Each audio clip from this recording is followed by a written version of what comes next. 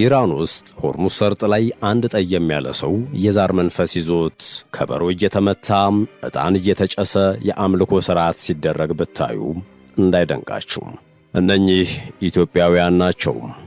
ያልገቡበት የለም እንዳትሉ፣ እነኚህ ኢትዮጵያውያን የፋርስን ምድር ከረገጡ በትንሹ 400 ዓመታት ተቆጥረዋል።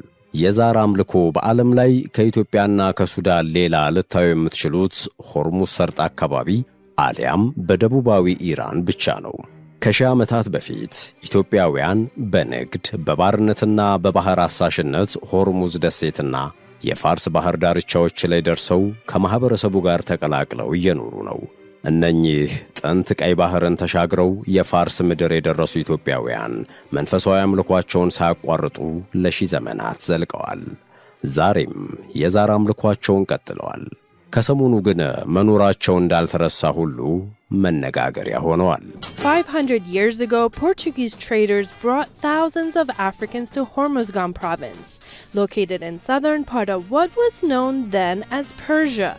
Most were sold to other countries, but some stayed in Iran.